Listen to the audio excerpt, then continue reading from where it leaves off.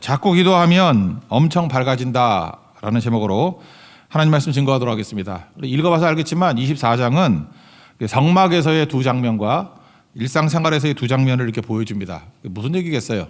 예배에서 일상으로 이렇게 확장돼야 된다, 그런 뜻이겠죠. 하나님께서 일하시는 방법은 특별한 것에서부터 일반적인 것으로 이렇게 이끌어 가십니다. 그래서 은혜를 주셔도 특별 은총, 그게 기적이죠. 그런 걸 주시고 그다음에 일반 은총으로 이렇게 가게 된다라는 것입니다. 예를 하나 든다 그러면 광야에서는 뭐 살 길이 없잖아요. 그러니까 만나 주셨죠. 하늘에서 먹을 게 내려오니 그게 얼마나 기적입니까? 이제 만나라는 기적. 근데 가나안 땅에 들어가니까 이제 농사 지을 수 있잖아요. 그러니까 만나가 그쳤더라. 여호수아 5장 12절 보니까 또 그 땅의 소산물을 먹은 다음 날에 만나가 그쳤으니. 그 무슨 얘기예요? 이렇게 만나도 하나님이 주신 거고 농사 지어서 먹은 것도 하나님이 주신 거다, 그런 뜻이겠죠. 그러니까 기적으로 시작해서 일상으로 끝난다. 우리 삶이 그래야 된다라는 것입니다. 어제도 살폈지만 로마서 5장 3절 4절에 이런 말씀이 있잖아요. 환난 중에 즐거워하라고. 왜냐하면 환난은 인내를, 인내는 연단은 소망을 이루는 줄 알미니라. 그때 한번 보세요. 우리가 환난 중에 즐거워합니다. 그래서 환난을 뭐로 받아들여요? 인내로, 기다림으로. 인내로 받아들이면 어떤 일이 벌어진다는 거예요? 연단은 실력이죠. 내 실력이 쌓아지고 말통 생기고 막 그러잖아요. 연단. 소망은 뭐죠? 승리죠. 그래서 하나님께서 인내가 뭐예요? 하나님의 때가 될 때까지, 하나님의 뜻을 이룰 때까지 이렇게 버티고 기다리면, 그러니까 인내 자체가 믿음이잖아요. 버티다가 믿음이니까. 그러면 연단, 실력이 쌓이게 될 것이고 승리하게 될 것이다. 하나님께서 우리를 바보로 만들고 난 다음에 넌 바보야, 내가 승리는 그냥 주는 거야, 이렇게 만들지 않고요. 연단해서 우리를 강자로 만드시고 실력 있는 자로 만드시고 또한 소망, 승리도 주신다, 그런 뜻이겠죠. 이게 하나님이 이끌어 가시는 방식이라는 것입니다. 그러므로 은혜와 실력이라는 것은 이게 상호 공존하는 겁니다. 하나님께서 은혜 가운데 이끌어 가시는데 은혜 때문에 우리가 실력을 쌓게 되는 거예요. 실력으로 이기는 게 아니라 은혜의 결과 우리가 실력 있는 자가 되는 거라니까요. 그래서 은혜와 실력은 같이 가는 거다, 이런 생각을 했으면 좋겠습니다. 한번 예를 들어서 우리 구원받는 것도 마찬가지죠. 우리 능력으로 구원받을 수 있어요? 예수님이 십자가의 죽으심으로 말미암아 대속의 능력으로 예수님 믿으면 구원받죠. 믿는 것은 믿으면 의롭다 그러잖아요. 그러니까 이건 신분 변화죠. 신분 변화는 100% 은혜죠. 내가 죄의 종이었다가 이제 하나님 백성이 됐잖아요. 이 신분의 변화는 순식간에 이루어지는 거 아닙니까? 이게 은혜죠. 그러면 그 다음에 성화의 과정을 보면은 수준의 변화가 일어나는 거잖아요. 신분의 변화는 순식간이지만 수준의 변화는 좀 시간이 걸리죠. 근데 수준의 변화라는 게 뭐예요? 실력 기르는 거 아니에요? 하나님 백성으로서의 실력. 근데 그게 은혜 없이 되나요? 은혜가 계속 임해야 내 수준이 변화가 되죠.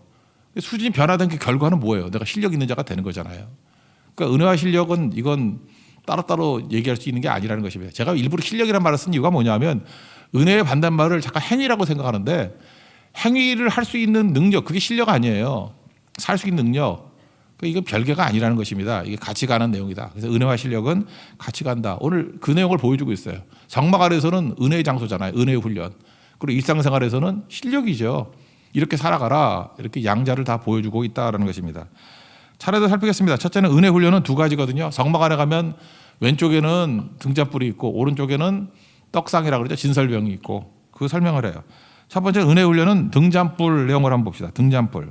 왼쪽에 있죠. 등잔불이 있다고. 촛대 불을 밝히라. 이게 무슨 뜻이겠어요? 기도죠. 기도. 그래서 제사장의 의무는 불이 꺼지지 않게 만드는 게 제사장의 의무입니다. 그러니까 계속 기도해야 된다고. 지금 혹시라도 우리가 다 제사장으로 부르심 받잖아요. 우리가 할 일은 뭐냐 하면 계속 기도하는 거예요. 기도를 많이 해야 된다는 것입니다. 이 성막 안은 어떤 모양의 이렇게 천이 4겹이거든요. 새까맣습니다. 하나도 안 보여요. 그래서 성막 안에서는, 이 성소 안에서는 이 등잔불이 없으면 아무것도 안 보여요. 교회도 그렇다는 거예요. 교회가 어두울 수 있죠. 딱 갔더니 이 교회들 이렇게 어두워. 그게 무조건 기도하세요. 그 밝아져요. 집에 갔더니 집이 어두워. 이상하게 남편도 소리 지르고 아내도 신경질 내고 애들은 우울하고 뭔가 분위기가 침체돼 있고 밥 먹어서 말도 안 하고 각자 따로따로 먹고, 그럼 어둡잖아요. 그게 곧장 기도하세요. 기도하면 밝아진다니까요. 그러니까 이게 성소하고 똑같다고요. 기본은 어둡습니다. 기도의 불을 밝혀야만 이게 밝아진다. 굉장히 중요한 이미지 아니겠어요? 기도하고 또 기도하면 밝아지고 또 밝아지게 된다. 근데 등잔불 켜려고 그러면 뭐가 필요해요? 기름이 필요하죠. 기름을 어떻게 해야 되느냐? 2절 읽겠습니다. 2절 시작. 이스라엘 자손에게 명령하여 불을 켜기 위하여 감람을 찧어낸 순결한 기름을 내게로 가져오게 하여 계속해서 등잔불을 켜 돌지며. 여기 보니까 기름을 어떻게 만들어요? 감람류인데 찧어서 순결한 기름. 그러니까 기름이 나오기 위해서 필요한 게 뭐예요? 짜낸 기름이랄까. 짜낸 기름. 이 짜낸 기름에서 그 기름 가지고 기도의 불을 태우라는 거죠. 그러니까 기도는 짜내서 하는 겁니다. 순환 가운데 해내는 거. 이거 여기서 인사이트가 있죠. 예수님이 그 십자가 지시기 전날 기도했던 것이 겟세마네 동산인데, 겟세마네라는 뜻이 또 뭐예요? 기름을 짜내다, 그런 뜻이죠. 기름을 짜내다. 그래서 성소에서의 이런 감람류 만드는 작업이 겟세마네라고 해요. 그래서 예수님께서 짜내듯이 기도하잖아요. 땀방울이 핏방울이 될 정도로. 그렇게 기도의 불을 밝히라는 것입니다. 아까 얘기했죠. 제사장이 기도 열심히 해야 된다고. 끝까지 불을 지켜야 된다고. 어제 제가 말씀 증거했을 때도 눈물이 잘 안 난다고. 근데 언제 눈물이 나냐면 기도하니까 사랑하는 마음 생기고, 사랑하니까 눈물은 저절로 나오는 거더라고요. 그러니까 뒤집어 얘기하면 눈물이 없다는 얘기는 사랑이 없다는 얘기고, 사랑이 없다는 얘기는 기도가 없다는 얘기죠. 그러니까 우리 교회가 기도가 넘쳐나게 되면요, 사랑도 넘쳐나게 될 것이고, 그 다음에 기도는 항상 눈물과 연관돼 있어요. 웃으면서 기도하는 사람 봤어요? 미친 사람이죠. 기도할 때 보면 다 울어요. 울면서 기도한다고. 눈물이거든. 기도와 눈물은 사랑이라고 해요. 하나님에 대한 사랑, 성도에 대한 사랑. 그래서 기도가 사랑이 넘쳐나게 만들고 밝게 만드는 힘이 있다는 것입니다. 근데 이 기름은 어떻게 만들어요? 제사장이 자기 감람류로 만드는 게 아니라 성도들이 갖고 온 걸 갖고 하는 거예요. 여기 보세요. 4개로 가져오게 하며 그랬잖아요. 찧어낸 순결한 기름을 4개로 가져오게 하며, 성도들의 이런 기름이 모여야 된다는 것입니다. 우리 인생 가운데 있는 것들이 다 모여야 된다는 거예요. 여러분, 내가 으깨지는 거죠. 이렇게 감람류가 되려고 그러면 짠다는 게 그거잖아요. 찌는다는 건. 내가 박살이라는 거 아니에요. 그러면 약해지는 거 아닙니까? 지치고 힘 빠지고 진액이 다 빠지고. 그때 기도가 나오고, 그러면 하나님의 능력이 임하게 된다는 거예요. 하나님의 힘이. 굉장히 의미가 있습니다. 저는 이거 하나만 묵상해도 오늘 아침 충분한 말씀이 될 수 있다고 생각을 해요. 우리 감람류 내가 갖고 와야 돼요. 찌어낸 감람류예요. 찌어낸 기름. 거기에 기도에 불을 붙여서 계속해서 타오르게 만드는 거, 그게 필요하다는 것입니다. 광야의 뜻이 뭐예요? 힘 빠지는 곳이죠. 우리는 너무 강해서 하나님이 쓰실 수가 없어요. 뻣뻣하게 있으니까. 그러니까 이렇게 기름 짜듯 짜내야 된다고요. 광야는 내가 깨지는 장소예요. 거기서 기도가 나오고, 거기서 하나님의 능력이 임하게 된다는 것입니다. 기도는 중단되면 안 됩니다. 계속해서 불이 꺼지지 않게 만드는 거. 그 제사장이 할 일이고 성도들이 해야 될 일이라는 거예요. 끊임없이 기도할 수 있는 우리 하나님의 종 되기를 바랍니다. 3절 4절 읽겠습니다. 시작. 아론은 회막안 증거궤 휘장 밖에서 저녁부터 아침까지 여호와 앞에 항상 등잔불을 정리할지니 이는 너희 대대로 지킬 영원한 규례라. 그는 여호와 앞에서 순결한 등잔대 위에 등잔들을 항상 정리할지니라. 불은 꺼지면 안 된다. 그래서 오늘 이거 붙드십시오. 어두우면 안 돼요. 우리 교회가 어두우면 안 돼요. 기도해서 밝히고, 가정도 어두우면 안 된다고. 기도해서 밝히고, 내 심령도 이렇게 어두워, 우울하고 뭐가 침체되고 뭐 그렇게 그래 어둡다고. 그럼 기도하면 내 심령이 밝아지겠죠. 기도하고 나갈 때 얼굴로 보세요. 얼마나 밝은지 몰라요. 속이 밝아진다고. 확신 가운데 처하게 되잖아요. 그러니까 이거 명심하십시오. 그 좋은 사람은 어떤 사람이냐? 거기를 밝게 만드는 사람이에요. 잘 보면 기도하는 사람이라고. 교회에 기도하는 사람이 하나 들어가면은 어둡던 곳이 밝아지게 됩니다. 그리고 말들도 밝아지고, 대화도 밝아지고, 표정도 밝아지고, 다 밝아지게 된다는 거예요. 그래서 자꾸 기도하면 엄청 밝아진다. 오늘 제목인데, 제목과 같이 우리 기도해서 밝아지게 만드는 우리 성도들은 축복이 임하기를 기원합니다. 예, 두 번째는 뭐 떡상이죠. 이걸 뭐 진설병이라고 말하기도 하는데, 들어가면 오른쪽에 있어요. 성소 오른쪽에. 일주일에 한 번씩 떡을 바꾸라고 얘기를 합니다. 6개씩 2줄로. 12지파를 의미하는 거겠죠. 12지파를 먹이라 그런 거죠. 떡으로 먹이라. 근데 우리는 생각할 때, 우리 뭐 이것도 실제로 한번 만들어 보면 좋을 것 같은데, 어디 뭐 양준가 어디에 있다 그러대. 이렇게 성막 만들어 놓은 데가. 그러다 또 그거 쳐다보겠다고 또 거기 가기도 또 뭐 하잖아. 민망하잖아요. 그죠? 상상을 하는데, 떡상 그러면 떡이 얼마나 다고 생각해요. 내가 그래서 성찬식 할 때도 너무 떡이 작아서 내가 그렇게 하지 말라고. 좀 크게 달라고 좀. 근데도 우리 이 정도에서 작게 만들고 하는데, 그 떡상의 떡이요 엄청 큰 거예요. 10분의 2 에바예요. 에바. 우리 뭐 말로 에바다 그러잖아. 에바가 그 부피 중에 제일 큰 건데 22리터예요. 에바가 22리터라니까. 그리고 10분의 2니까 10분의 2 에바니까 어느 정도예요? 10분의 1이면 2.2리터. 우리가 페트병이 1.5더라고. 2리터는 큰 페트 있죠. 큰 페트병이 2리터야. 2.2 곱하기 2니까 4.4예요. 4.4리터. 떡 하나가 커다란 벽돌 2개 쌓아놓은 것 같은 게 떡 하나야. 그 먹을 수 있어요? 이따만한 거를? 그저 벽돌 2개로 4.4리터짜리 떡 하나 만들고 싶다. 동강에 하나 만들어서 내일 아침에 갖다 놓을래? 이렇게 종이로 이렇게 4.4리터 크기. 떡 하나가 엄청 크다니까. 그거 12개 갖다 놓은 거라고. 그러니까 진설병에 있는 떡이 결코 작지 않다. 이거 잊지 마세요. 4.4리터에 하나가 4.4리터. 10분의 2 에바라고. 그러니까 엄청 큰 떡이에요. 옛날에 제가 우리 모셨던 목사님이 맨날 그런 얘기를 했어요. 야 봐라, 이 떡이 엄청난 거다. 그래서 설교 길게 해야 된대. 그래서 그분 설교 1시간 했어요. 이 봐라, 이렇게 먹어야 된다. 엄청 먹어야 된다. 근데 길게 하는 게 맞는 건 아닌 것 같고, 우리 같이 좀 본문 많이 해가지고 많이 먹어야 돼요, 그죠? 일주일에 한 번 먹어서 되는 게 아니라고. 그게 엄청 먹는 거라고. 양을 많이 먹어야 많이 성장하죠. 요한복음 6장에 보면 예수님이 나는 생명의 떡이다 그랬잖아요. 내게 오는 자는 결코 줄이지도 않고 배고프지도 않다고. 믿는 자는 영원히 목마르지 않는다고. 먹여야 돼, 예수님이 떡을. 그러니까 말씀이죠. 그러니까 교회는 아까도 얘기했지만 기도가 있어야 되고, 또 하나가 뭐예요? 말씀이 있어야 돼요. 말씀이 있어 많이 먹으면 어떤 일이 벌어집니까? 배부르잖아요. 배부르다는 건 뭐예요? 만족한다는 뜻이고, 만족하다는 것은 행복하다예요. 그래서 행복한 교회가 돼야 된다고. 어디에 있습니까? 말씀에 있다는 거예요. 그래서 말씀이 살아있으면, 말씀이 풍성히 먹여지면 행복한 교회고 만족한 교회가 된다고요. 말씀 안 먹이면 그 무슨 부실한 양 되는 거죠. 튼튼한 양 만들어야지 부실한 양 만들면 되겠습니까? 양이 많아야 된다고. 제가 옛날 우리 모셨던 목사님 설교 잠깐만 기억나네. 그분 설교 1시간 하는 분이라니까. 하여튼 엄청 길게 해요. 근데 그분이 또 설명하는 게 이런 게 기억나네. 시편, 성경에서 제일 긴 장이 시편 119편이죠. 116절 아니에요. 176절. 히브리 알파벳이 22개인데 그 하나 알파벳 갖고 8절씩 산 거예요. 22 곱하기 8 하면은 176절이 나온다. 엄청 길어. 그래서 시편 176절, 이게 119편은 176절이기 때문에 한 번에 못 해. 그거 좀 나눠서 해야 되고. 한 번에 어떻게 해요? 그거 아무리 그래도 176절을 어떻게 설교를 하냐고. 그래서 그분이 그렇게 얘기하더라고. 야 봐라. 딴 거는 다 컴팩트하게 하나님이 말씀을 주셨지만 말씀에 가는 것은 이게 진설병 같이 줬다고요. 그죠? 이 떡덩이가 이따만하게 4.4리터만큼 이게 하나씩이 한 지파씩이 하나씩 먹어야 된다고. 그러니까 말씀 많이 먹어야 성장할 수 있다. 그거 잊지 마십시오. 그래서 오늘 말씀이 그거예요. 말씀 많이 먹어야 된다.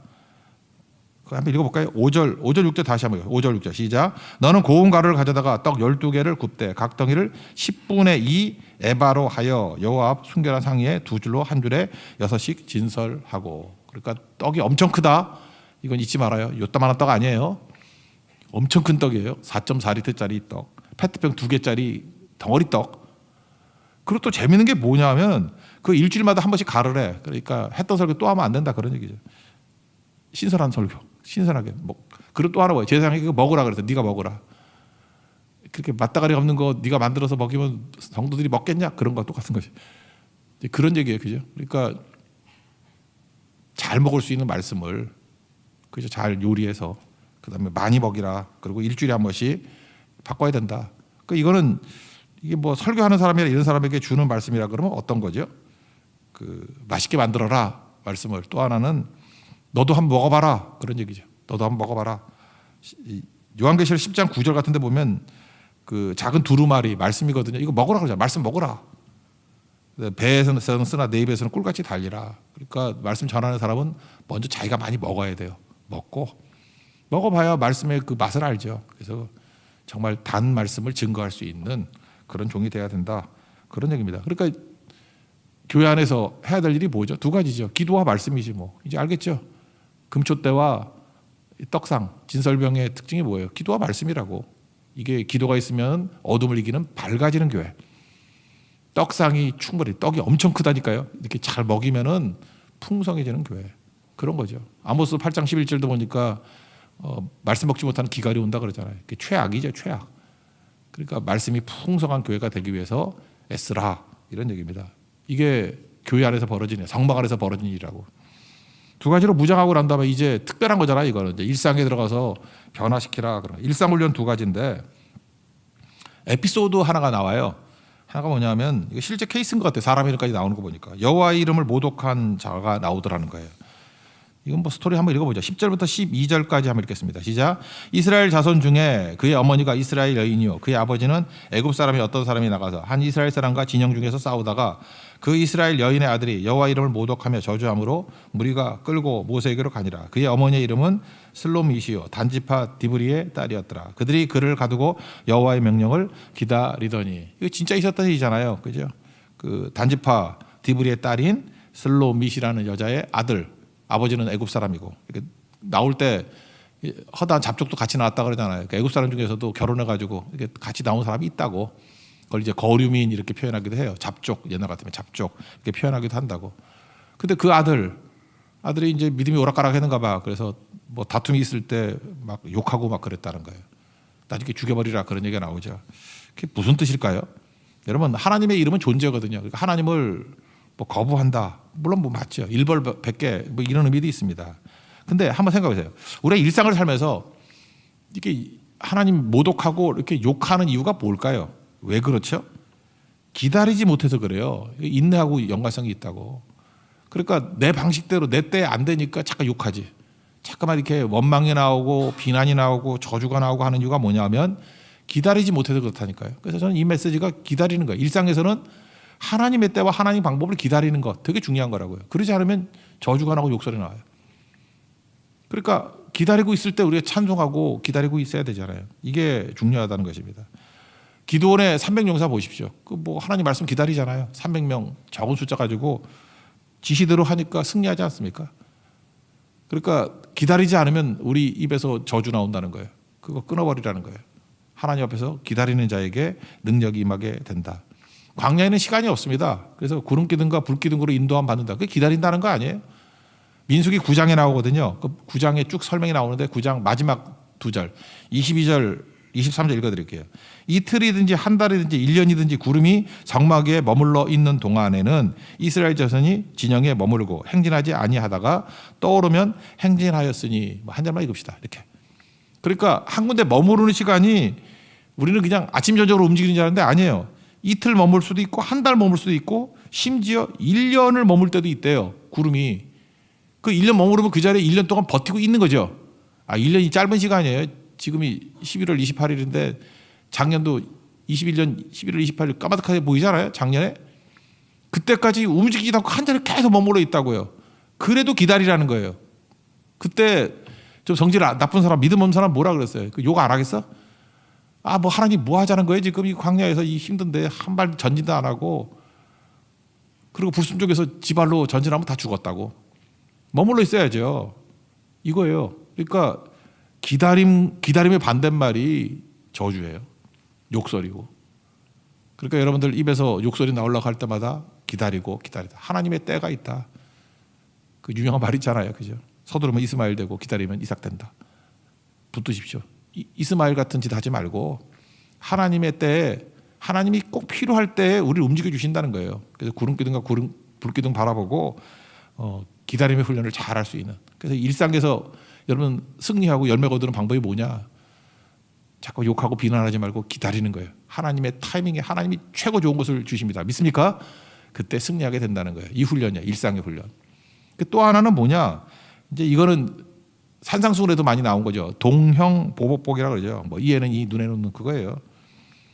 근데 이거를 잔인하다고 생각하는데 잔인한 게 아니고요. 이거는 예수님이 벌써 해석해 줬잖아요. 이건 보복복이라기보다는 제한법이라고. 한번 생각해 보세요. 누가 때렸어. 그래서 이빨 하나가 부러졌어. 그리고 일로 와. 그리고 이빨을 하나만 부러뜨리나 우리가? 아니죠. 그냥 옥수수를 털어버리지. 그렇잖아요. 하나면 더 세게 때리지. 저 학교 다닐 때 뭐 여러분도 다 경험했을 건데 제 또래들은 이렇게 짜가고 있잖아요. 그러면 그 사이가 안 좋으면 줄거 놓잖아. 38선. 내가 등치가 크잖아요. 이거 넘어갔더니 막 컴파스로 찌르고 막 그랬어요. 옆에. 여자인데 내가 예술 믿었으니까 참았지 진짜. 이거 막 찌르고 그랬어. 딴 애들 같으면 그냥 옆구리 쑤셔버리지 그냥 그걸로. 저는 참았어요. 그 애가 너무 힘이 세 보여서. 근데 참았다니까 이만한 이름도 기억나네. 백동자라고 여자예요. 이름도 기억나네. 얼굴이 하얘어. 그리고 좀 이렇게 살이 있었던 애인데 되게 힘세 보였거든. 근데 성격이 되게 이렇게 들으면 어떡하지? 예, 하여튼간에 백동자. 예, 그랬다고요. 근데 혹시 그러더라도 선생님이 그랬다고요. 너무 많이 그러면 선생님이 딱 요 얘기를 했다고. 야, 한 만큼만 해야지. 너무 그렇게 세게 하지 마 그러더라고요. 한 만큼만 해야지. 참던지. 그게 동형보호법이라니까요. 인간의 연약함을 알고 야, 이를 망가뜨리면 이까지만 이제 그 정도 하라. 이건 은혜의 법이에요. 은혜의 법. 근데 예수님이 한 걸음 더 나가서 뭐라고 얘기하죠? 이제는 그 눈에는 눈, 이에는 이 이렇게 기록되어 있다는 것을 들었지? 그럼 우린 딱 알죠. 이게 어디죠? 레위기 24장에 나오는 말씀. 나는 너에게 이른다. 악한 자를 대적하지 말라. 오른쪽 뺨을 치거든 왼편도 갖다 대고 속옷을 달라 그러면 겉옷까지 주고 억지로 오리를 가자 그러면 심리까지도 가주고 구하는 자에게 주고 꾸고자 하는 자에게 거절하지 마라. 이유가 뭐냐? 너는 압도적인 은혜를 받은 사람 아니냐? 우리 앞부분에서도 이렇게 추수할 때 거둘 때 남겨두고 거두라 그랬죠. 그걸 폐하법 그랬죠. 남겨둘 정도는 그래도 인색한 거죠. 남겨둬서 가난한 사람 도우라. 근데 이제는 압도적인 은혜를 받으면 폐하법 정도가 아니라 뭐예요? 내 것으로 적극적으로 주라. 그래야만 내가 너에게 줄 것이니 흐르고 넘치도록 하여 안겨주리라. 그렇게 나오잖아요. 그게 달라지게 더 적극적으로 죄성 때문에 소극적으로만 지키라는 거에 있어서 예수님께서는 내가 압도적인 은혜 줄 테니까 이제 적극적으로 흐르게 만들어. 흘리는 자에서 흐르는 자가 되게 만들라는 거예요. 이게 은혜죠. 왜? 은혜 받은 사람이기 때문에. 그러니까 이건 적극적인 법이라는 것입니다. 이 말씀 꼭 붙들었으면 좋겠어요. 20절과 22절 읽어봅시다. 시작. 상처에는 상처로 눈에는 눈으로 이에는 이로 갚을지라. 남에게 상해를 입힌 그대로 그에게 그렇게 할 것이며 짐승을 죽인 자는 그것을 물어줄 것이요 사람을 죽인 자는 죽일지니 거류민에게든지 본토인에게든지 그 법을 동일하게 할 것은 나는 너희의 하나님 여호와임이니라. 죄성 가지고 공평하게 이스라엘 백성이라고 더해주지 말고 거류민들도 동일하게 법을 동일하게 공정하게 적용하라. 여기까지죠. 구약은. 근데 예수님이 오셔가지고 압도적인 은혜를 받았으니까 이제는 흐르게 만드는 자가 되라. 용서하고 더 품어주는 자가 되라. 제 안에서 멈추지 말고 은혜 베푸는 자가 되라. 이게 예수님 말씀이라는 것입니다. 오늘 내용이 뭔지 아시겠죠? 정막에서 은혜 훈련을 받았죠. 우리가 교회죠. 기도와 말씀, 어둠을 기도로 물리치고 말씀으로 배부르고 만족하게 만들고 이제 일상생활 속에서 해야 될 일이 뭐냐? 하나님의 때를 기다리는 거야. 욕하지 말고. 첫째. 두 번째는 동형보호법. 우리 맨날 한 대로 받은 대로 갚는다 그러잖아요. 메아리 같이 그죠? 욕하면 욕하고 세상은 그러고 살잖아요. 그렇게까지만 하라고 하는 게 뭐예요? 세상 법 아니야 법. 세상 법률이 그런 거 아니에요? 그냥 서로 나쁜 짓 하면 잡아가고 이런 거 아니에요? 근데 압도적인 하나님의 은혜를 받은 백성은 하나님의 법으로 은혜의 법으로 사람들을 변화시키는 종들이 되라. 그게 예수님 말씀입니다. 이 말씀대로 순종하는 주의 거룩한 종 되기를 축원합니다. 자리에서 일어나겠습니다. 일상 찬양하겠습니다.